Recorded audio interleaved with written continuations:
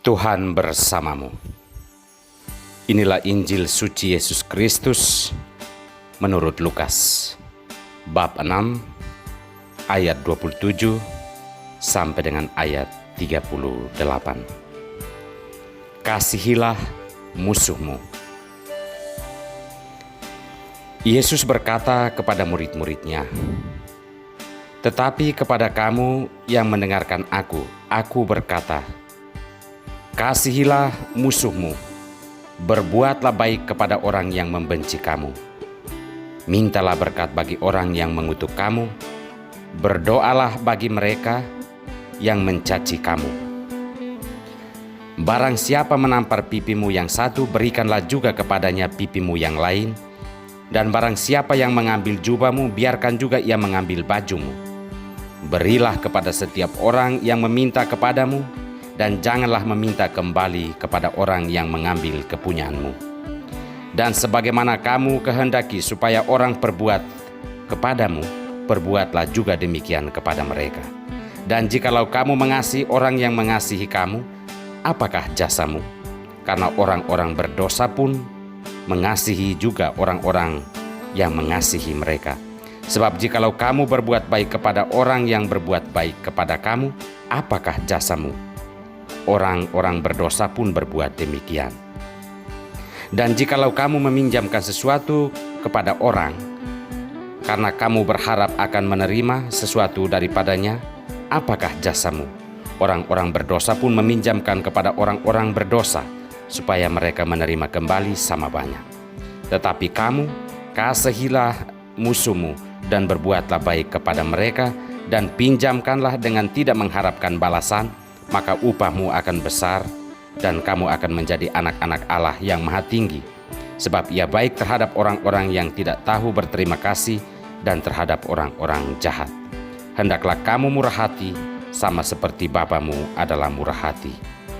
Janganlah kamu menghakimi, maka kamu pun tidak akan dihakimi, dan janganlah kamu menghukum, maka kamu pun tidak akan dihukum. Ampunilah dan kamu akan diampuni. Berilah dan kamu akan diberi. Suatu takaran yang baik dipadatkan, yang digoncang dan yang tumpah keluar akan dicurahkan ke dalam ribaanmu. Sebab ukuran yang kamu pakai untuk mengukur akan diukurkan kepadamu." Demikianlah Injil Tuhan. Cinta kasih, tali pemersatu. Inilah sampan bersama saya, Pater Domikevi, SVD. Bapak, Ibu, saudara-saudariku yang terkasih, dimanapun Anda berada saat ini. Sampan kembali menyapa Anda sekalian. Semoga menjumpai Anda dalam keadaan sehat dan selalu berada dalam lindungan yang Maha Kuasa. Saudara-saudariku yang terkasih, beberapa malam yang lalu, kami sedang duduk-duduk santai di salah satu pastoran. Hadir di situ orang Jawa, orang Flores, orang Dayak, dan orang Timur. Karena dalam keadaan santai, maka kami tidak membahas filsafat atau teologi, apalagi politik dan ekonomi. Saya kemudian angkat bicara begini.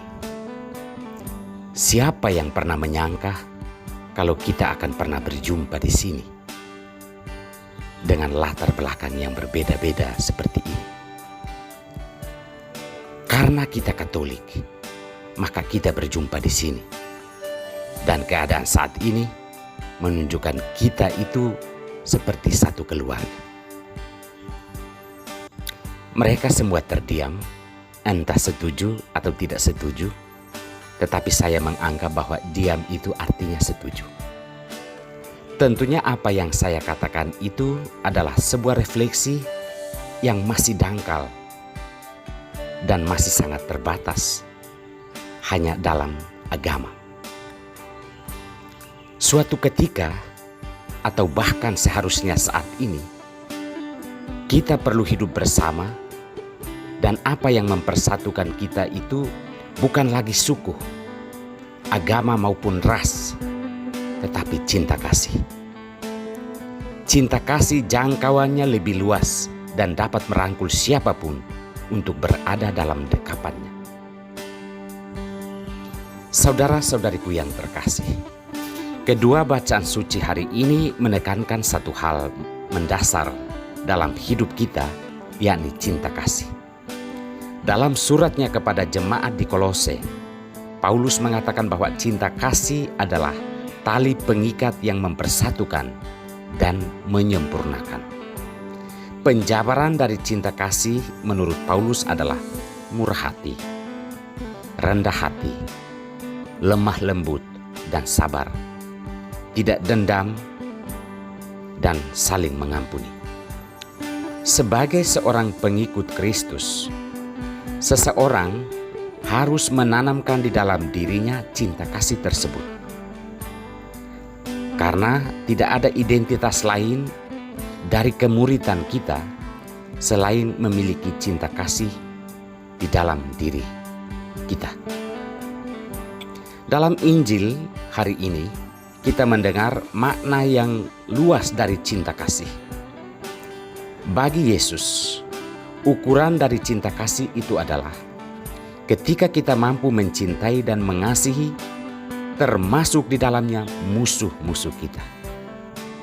Bahkan, Yesus meminta kita untuk berdoa dan memohon berkat bagi mereka yang memusuhi kita.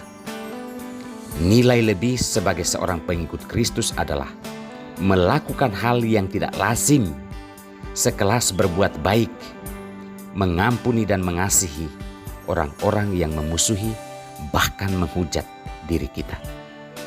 Tentunya ini adalah ujian terberat bagi kekuatan cinta yang kita miliki. Karena cinta itu maknanya lebih dalam dari sekedar melakukan hal-hal yang biasa, yakni mengasihi orang-orang yang berkenan di dalam hati kita dan perkumpulan kita. Murah hati bagi siapapun, karena Allah pun bermurah hati kepada kita semua, tanpa memandang pantas atau tidak pantas. Hal yang bisa membantu kita untuk mampu melaksanakan cinta kasih yang dikehendaki oleh Tuhan adalah takut kepada ukuran, bahwa apa yang kita lakukan untuk orang lain itu sama halnya kita sedang melakukannya untuk diri kita sendiri. Jika apa yang kita lakukan itu adalah cinta kasih dan segala terjemahannya, maka hal itulah yang akan kita tuai di dalam hidup. Saudara-saudariku terkasih, agama kita mungkin berbeda, budaya kita mungkin berbeda, ras kita mungkin berbeda, bahasa kita mungkin berbeda, dan status sosial kita mungkin berbeda. Akan tetapi cinta kasih adalah tali pengikat kita yang sempurna. Jika kita saling mengasihi dalam pengertian kasih Allah kepada kita semua, maka kita sedang memenangkan kehidupan dari berbagai kuasa kegelapan yang mencerai-beraikan kita satu sama lain dan membuat kita saling membenci, saling menghujat, dan saling dendam. Semoga ada cinta kasih di dalam hati kita masing-masing, karena cinta kasih adalah tali pemersatu kepada kesempurnaan. Tuhan memberkati kita semua.